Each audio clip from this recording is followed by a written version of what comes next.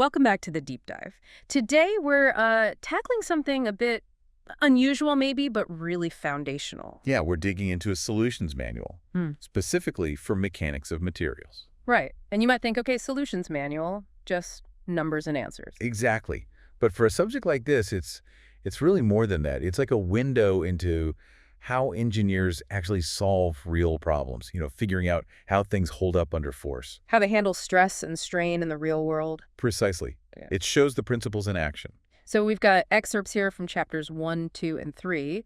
They cover, well, quite a range. Simple stuff like bars being pulled. Tension, yep. Yeah. But also more complex things like systems with temperature changes, things being twisted, torsion. So our mission really is to cut through the equations, look past the diagrams. And pull out the key ideas, the sort of moments behind the calculations. Why does this stuff actually matter? Whether you're designing, I don't know, a bridge, a car part, or even just understanding why something simple might fail, like a joint. Yeah. Okay, let's jump in. All right. So mechanics of materials. It fundamentally starts with how things react to forces, right? These loads. That's the starting point. You apply a load, a force, maybe a twisting moment, a torque to an object. And that external load creates something internal, stress. Exactly. Stress. It's like the material's internal resistance force, spread out over its cross-sectional area. It's the intensity of that internal force. Not just the total force, but how concentrated it feels inside the material. Right. And these problems we looked at, they show different kinds of stress. Okay, like what? Well, there's normal stress. That's probably the most common one. Force acting perpendicular, straight onto a surface. Like pulling a rope tension. Or pushing a column compression. Exactly. Problems 1.3, 1.4 in the manual calculate this for simple rods. Problem 1.14 looks at it in like a connecting rod in an engine. Okay. Normal stress. What else? Then you have shear stress. This is where the force acts parallel to the surface. Ah, like scissors cutting paper. Or sliding one block over another. Perfect analogy. The problems show this in connections. Calculating shear stress in a bolt, for instance, like in 1.15 or 1.17, or even in a glue joint like 1.18, where the glue has to resist that sideways shearing force. Makes sense. So normal, shear, any others? There's also bearing stress. This is important, where two different parts press against each other. Like where a pin goes through a hole. Yeah. Or a beam sits on a support. Exactly that. Problems like 1.10, 1.20 calculate this. Think of a timber beam on a concrete base, problem 1.21. The stress right at that contact surface is bearing stress. It can be quite high over a small area. Problem 1.28 looks at pins and linkages too. So, okay, the material feels stress, but then something happens, right? It changes shape. It deforms, yes. And that deformation relative to its original size is called strain. Stress causes strain. That's the fundamental relationship. Strain is the material's physical response to being stressed. And how does that link up? Like if you pull on something, normal stress. Yeah. You get axial strain. That's the change in its length, divided by its original length, how much it stretches or shortens per unit length. And for many materials, that relationship is pretty straightforward, isn't it? At least initially. In the elastic range, yes, it's often linear. Normal stress is proportional to axial strain. And the link is? Young's modulus, usually written as E. It's a core material property, basically a measure of stiffness, how much stress it takes to cause a certain amount of strain. Higher E means stiffer material. Yep. Problems 2.1, 2.2, 2.3 deal directly with this, calculating how much a rod stretches or what diameter you need to limit the stretch. Okay. And what about shear stress? Does that cause a similar kind of strain? It causes shear strain. Instead of a length change, it's a change in angle. Imagine pushing the top of a square block sideways. It becomes a parallelogram. The change in the right angle is the shear strain. Ah, okay. So an angular deformation. Right. And shear stress is related to shear strain by another material property. The modulus of rigidity, or shear modulus G, problems 2.75, 2.76, and onward explore this, often using examples like rubber or plastic blocks. So we have E for stretching, G for shearing. Are they related? They are, and this is really neat. They're linked through a third property called Poisson's ratio, symbol nu. Poisson's ratio, that rings a bell. Isn't that about how when you stretch something, it gets thinner? That's exactly it. It quantifies that lateral contraction when you apply an axial stretch or the lateral expansion if you compress it. Problems like 2.84, 2.86, look at this. And the key thing is, for isotropic materials, materials with the same properties in all directions, E, G, and E are interconnected. If you know any two, you can calculate the third. It gives you a complete picture of the material's elastic response. All right, so engineers can calculate stress, predict strain, But the goal isn't just prediction, it's design, making sure things are safe. Absolutely. You don't just want it to work, you need it not to fail. And that brings us to the factor of safety. You see this concept all over the problems. The factor of safety. Okay, what is that? Fundamental. It's basically a safety margin. You take the maximum stress the material can handle before something bad happens, like breaking ultimate strength or permanently deforming yield strength. Okay. And you divide that by the actual stress the component is expected to see during normal use, the working stress. So if it breaks at 100, but you only expect it to see 20 in use, the factor of safety is 100 divided by 20, which is 5. Exactly. A factor of safety, or FS, greater than 1, means theoretically it shouldn't fail. But in practice, you always use a value significantly higher than 1. Why so high? Like 2, 3, sometimes more? To account for all the things you don't know perfectly, Yeah. uncertainties, maybe the actual load is higher than you calculated, maybe the material isn't quite as strong as the spec sheet says, maybe there are tiny flaws or wear and tear over time. So it's a buffer against the unknown. It's a buffer, yeah. The problems show this calculation repeatedly. Like problem 1.37, calculating the area needed for a steel link given its ultimate stress and a desired factor of safety of 3.5. Okay. Or 1.38 and 1.39, where they either find the factor safety for a given link or find the dimensions needed for a specific FS. You see values like 2.35 calculated. And what about complex things with multiple parts? That's where it gets interesting. Problem 1.4 is a good example. You have an assembly, maybe cables and rods. You have took the factor of safety for each part, and for each possible way it could fail tension in the cable, maybe buckling in the rod, shear in a pin. Right. And the factor of safety for the whole system is governed by the lowest value you find.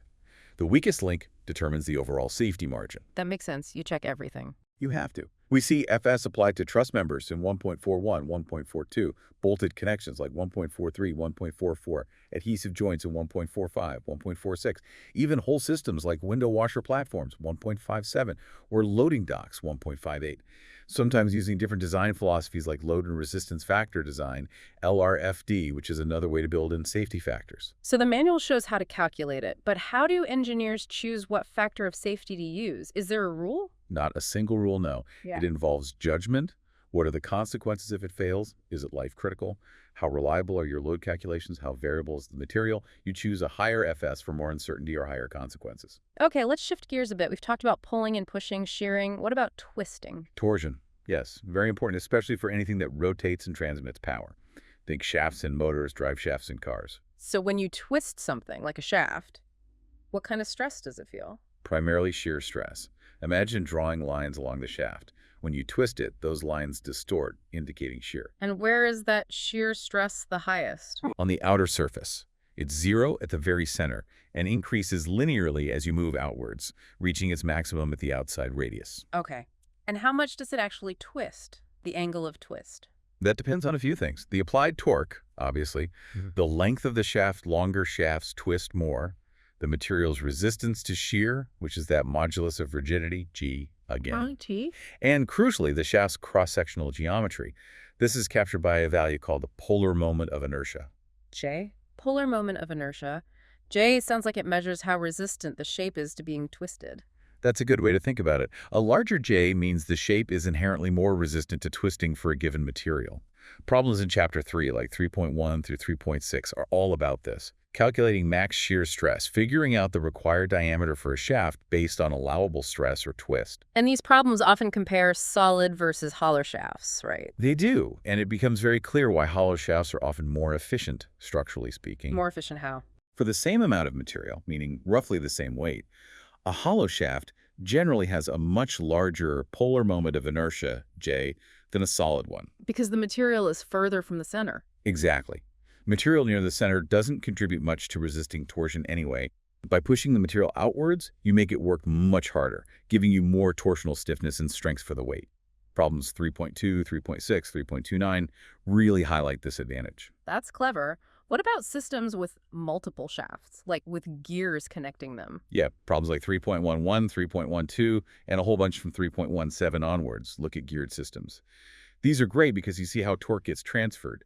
The force between the gear teeth creates the torque on the connected shafts. And the twists add up or relate somehow. They do. You have to track how much torque is on each section of shaft, calculate the twist for each section, and see how the gears affect the speeds and relative angles. It combines the torsion mechanics with the kinematics of the gears. Problems 3.33 to 3.38 focus specifically on calculating these angles of twist, sometimes in shafts with varying torques or even composite shafts. Now, loads aren't the only thing that can stress a material, are they? What about temperature? Yes. Thermal effects. Very important. Most materials expand when they get hotter and shrink when they get colder. The coefficient of thermal expansion tells you how much. And usually that's okay, right? Things just get slightly bigger or smaller. If they're free to do so, yes. But the problems come when that expansion or contraction is restrained, blocked somehow. What happens then? The material wants to change size due to temperature, but it can't. So internal stress builds up. This is called thermal stress. So just heating something up can create stress if it's bolted down at both ends. Precisely. Even with no external load applied. Problems like 2.48, 2.49, 2.53 show this for single rods. It gets even more interesting with composite members, different materials bonded together. Like steel and aluminum bolted together, or rebar and concrete. Exactly. Problems like 2.54, 2.55, 2.113, 2.1115 cover these.